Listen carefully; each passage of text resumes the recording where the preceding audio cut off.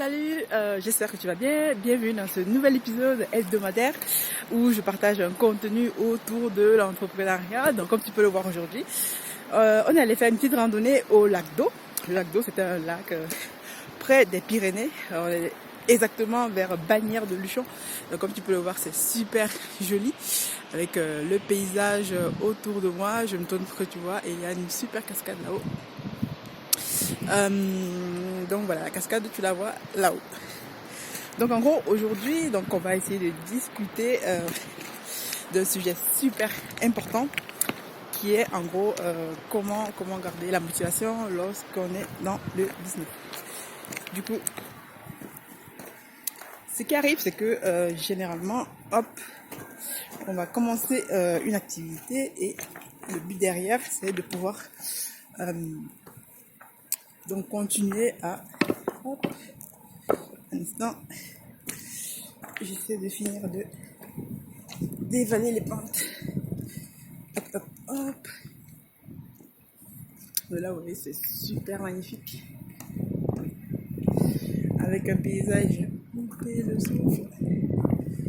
J'ai trouvé un endroit assez cool.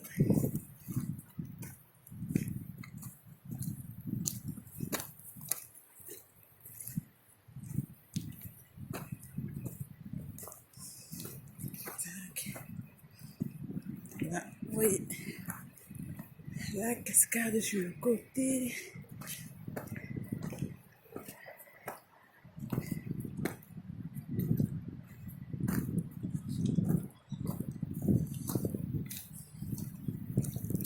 On va essayer de trouver un endroit assez cool.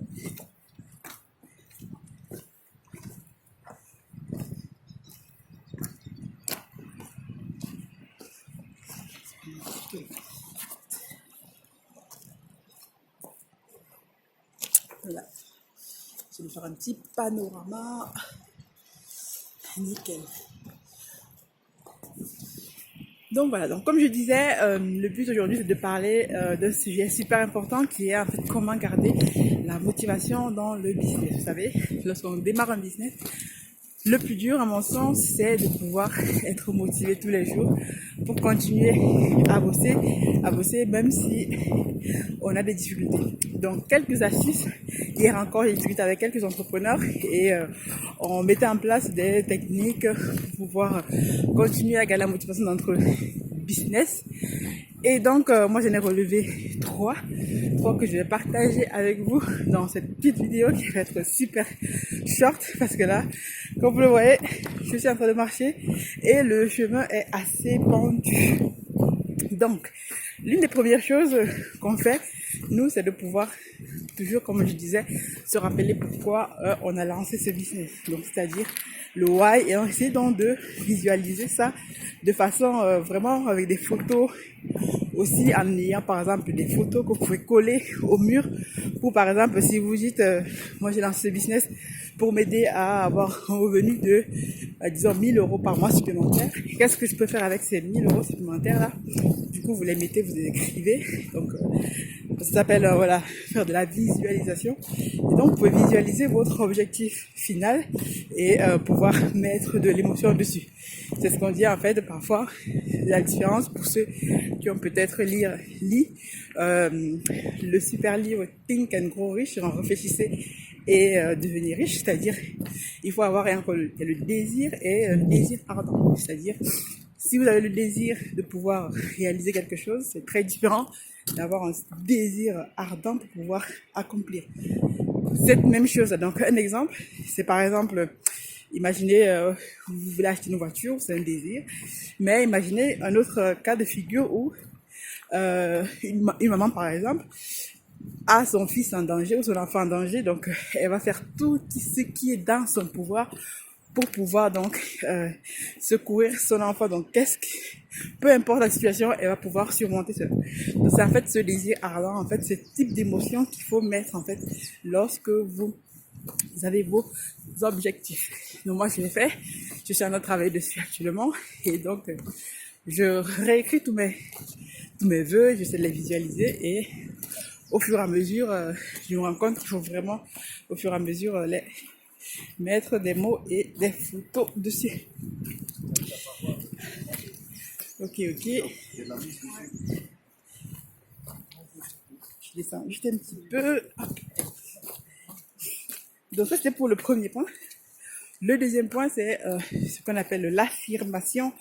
Donc, pouvoir développer des phrases qui vous permettent d'affirmer tous les jours ce que vous voulez réaliser. Ça permet de dire à votre cerveau, par exemple, de tromper votre cerveau. Parce que vous savez que le cerveau ne fait pas la différence entre ce qui est réel et ce qui est fictif. Par exemple, si vous lui dites, je suis très contente d'être, je sais pas, chef d'entreprise, de générer tel nombre de revenus par mois, de pouvoir réaliser tel projet. Si vous mettez l'émotion, vous le dites tous les jours.